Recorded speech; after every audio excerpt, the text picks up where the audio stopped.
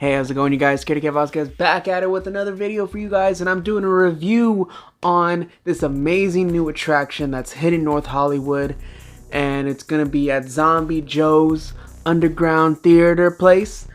Today, we are gonna be talking about the amazing show, I Want to Live in Your Mouth. The title alone already lets you know that it's gonna be a wild ride.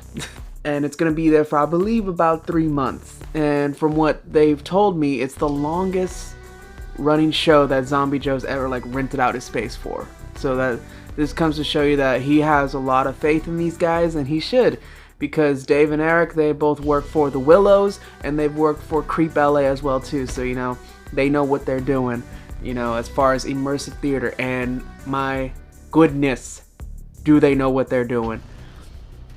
Let's just get into it right now. First, I'm going to show you all my reactions before then and everything like that. So take a look at these clips along with the interview with the creators themselves. So, I am here. Oh, hi. Right on time. I'm vlogging. I'm here with a friend of mine.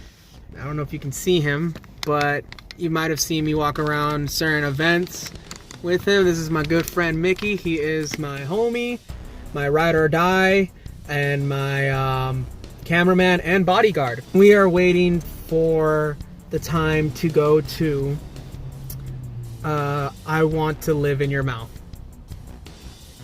That's the name of the place. Okay. It's weird, right? Yeah. I don't know why they would name that, but hey, we're about to find out. It is amazing. I am excited for this because not only is this gonna be something amazing, unique to experience, but the two guys producing it is Eric and Dave. I don't know their last names, which I don't really need to know that because it's kind of stalkerish. These two guys have worked with Creep and the Willows. Those of y'all already know how amazing their productions are. I've myself personally never been, but I have seen and read reviews of it. We got to meet, actually, right, Mickey? We got to meet some of the characters from Creep. The very first year of Midsummer Scream, that was the first year that they came out and everything like that, you know what I mean? So, seeing them in their get-up and how they were just walking around, not even talking to us, and just handing us cards, which I still have one. Do you still have your card? No, I don't. I just have pictures. That's all cool. Hey, you took pictures with them. He was really digging it. He's like, yo, these people are weird, but I love it. I was like, that's the fucking spirit. That is this guy right here is the fucking spirit, man. Where it's I don't know what the fuck it is. I'm scared of it, but I want more. Exactly. That's the shit right there. You know what I mean? So, we just also got done with the speakeasy, the rated R speakeasy, which wasn't really too rated R. I don't know, it was PG-13. You know what I mean? There was no one saying I'm gonna cut your dick off. You know what I mean?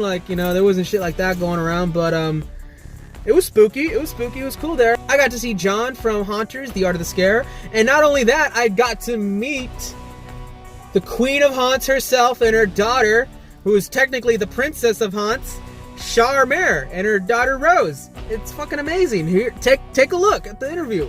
That was a nice long talk right there. I was so grateful that they just want to keep on going and talking. You guys already know, I say this a lot. I love when people just keep on going with, I'll ask one question and they just answer several other questions. They just keep on going. Because one, it makes my job easier. Two, it just shows how much passion they have. And of course, who's not going to have the most passion than Charmaire and her daughter? Who is, them two have done so many haunts. Them two have, been around all over the scare acting world. They from what they told me, they have seen so many things around the world too, literally. They're just amazing people, God bless them for doing this and everything like that. They are now homies in my heart, you know what I mean? I fucking love them, and I can't wait to hopefully run into them again, maybe, at another haunting event or something like that, or maybe at an actual haunt attraction and stuff like that, Hopefully they'll be all and hey, nice to see you again, you know what I mean? Who wouldn't love to get scared and also be greeted by a lovely friend? Back to the time of the hour. I'm about ready to go through this, man. I'm scared. Are you scared for me? Nah, not really. Why aren't you scared for me? No, dude, would you ever do something like this? Well, you've done an immersive thing. We did Alone the very first year at Midsummer, huh? Yeah, we never had this talk. We were supposed to have this talk. Well, now here we go. Talks episode such and shit. Yeah, so yeah, we did a little Alone experience the very first year, which was fucking weird. We had to walk around all around downtown Long Beach with face paint and everyone looking at us all weird and stuff the like that. security guard that came through? Now, I remember, I don't know if I ever told you guys this, but we had to go like underneath the fucking convention center into the parking structure to meet them up, to meet up the actors and actresses for Alone. And as they came up to us, they automatically just started blindfolding us. They stopped us and started blindfolding. It looked like they were gonna jump us. Like if someone didn't know what was going on, they'd be like, "Oh, those two guys are getting robbed. Cool." And so the lady, or I don't know who it was it a lady? I think so. The person. It's 2019. We can't assume gender, Mickey. Get with the times.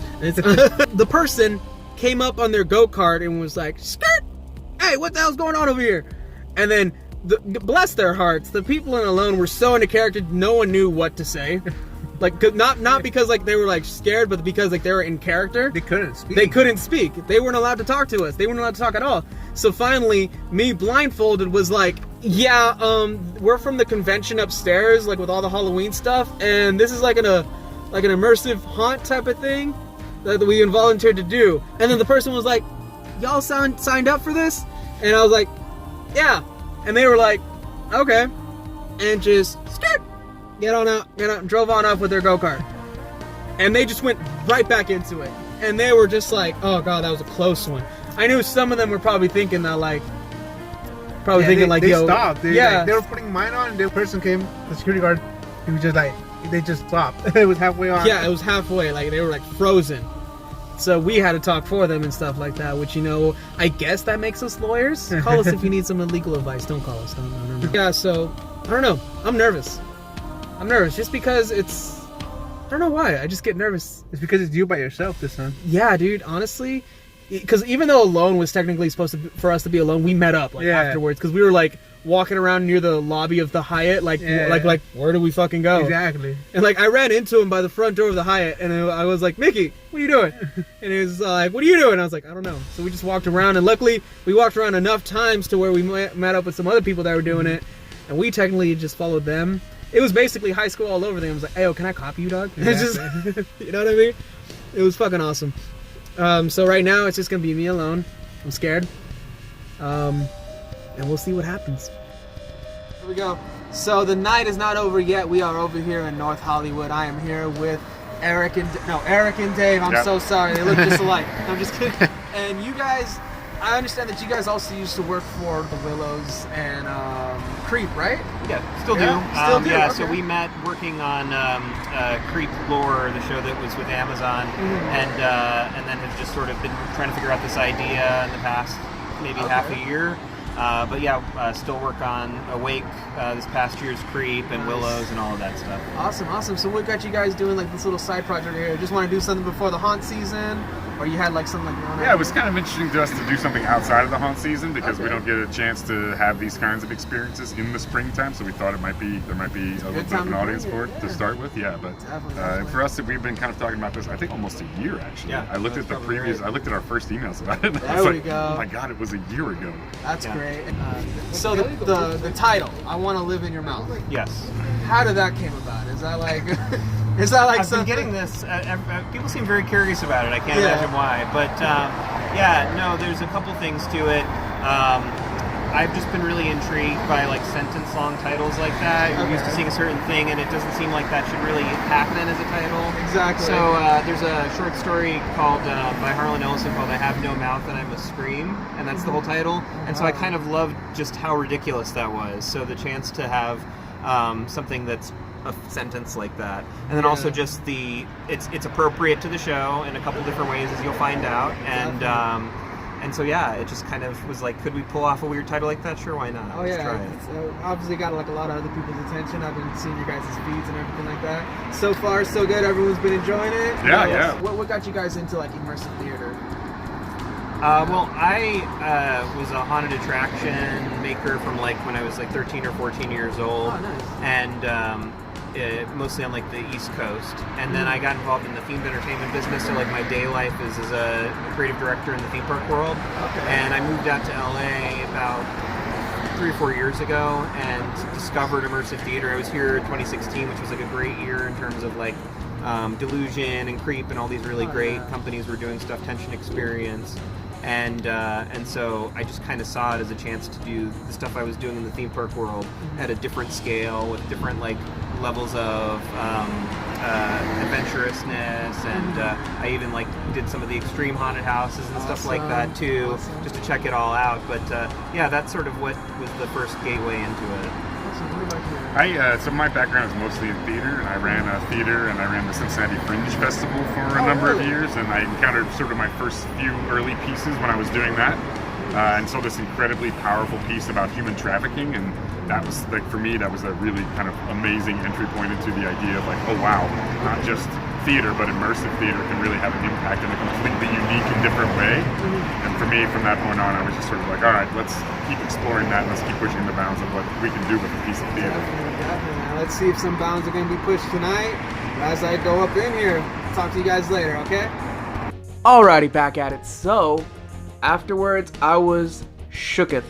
I was really like amazed of what I just experienced. I didn't want it to end almost, you know what I mean? And I can't give away too much because, you know, I want you guys to experience it yourself, and it's something that you guys should really do. Link in the description for all like their show days and everything like that, and how to get tickets and all that good stuff, and even to their Instagram too. Check out all the pictures. It's really good. The actor, the main guy who you deal with, is an amazing actor. He made me feel like it was all real without him narrating and kind of like talking to me. I wouldn't have like really believed a lot of this stuff.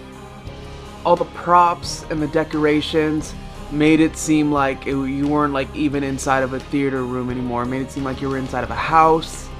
It was really freaky, and I don't know who was in charge of like, you know, constructing the whole thing, but whoever did it made the place seem a lot bigger than it actually is. And if you guys have been to Zombie Joe's before, it's not that big of a place, you know? It's pretty good size, you know what I mean? They have like the main lobby and then the showroom and then like a little back area. But this place made everything seem so much bigger. Like, I felt like everything was endless. Like it was like a big old warehouse type of thing, you know what I mean? It was just amazing. It's really interactive, like really interactive. Like, you know, it's hands-on, so you do have to sign a waiver. It's nothing crazy though. It's still all good fun. It's a really good story. It's really interesting. I highly recommend that you guys, you know, check it out. It's something I kind of hope they make a movie out of, you know? It's a really good thing, and I'm like really feeling blessed that I got to experience it. Thank you guys so much for inviting me over to your haunt, and I really look forward to seeing what more work you guys have to do outside of Creep in the Willows, because Dave and Eric and Dave, both of y'all, you guys are really great minds to work together with, and I'm glad that you came up with this, and hopefully to see some more stuff from you guys in the future. But anyways, this is gonna be a quick video right now. I just want to let you guys know that you should definitely check it out. This is something that really needs to be more out there in the public. A lot more people need to experience this, and they need to basically be sold out every single night. So check it out, let them know who sent you, and guys, thank you again for watching and everything like that. Make sure you like and subscribe if you haven't already. Hit that notification bells so you know all the random times I do start posting. And y'all, this Saturday, because right now it's Tuesday, about to be Wednesday because it's almost midnight, but it's almost that special time of year where we all get together and enjoy each other's presence and the vendors and the music and the food and everything like that. Spook Show, guys. I'm talking about Spook Show. Spook Show 7 is happening on the 6th of April. I hope to see y'all there. Please say what's up to me. I would really love to see everyone who's been watching my videos and everything like that. I'm definitely going to be rolling up saying hi to everyone that I know there too. Make sure you guys get your tickets because they are free. And why not? Just go, guys. It's an amazing experience. You know, if you can't afford Midsummer Scream or Scare LA or like, you know, Monster Palooza, here's your chance to witness like a little smaller event that's just like it. You know what I mean? I'm just really hoping to see you guys there. Let me know what you guys think of the video. And I'll see you guys in the next one, okay?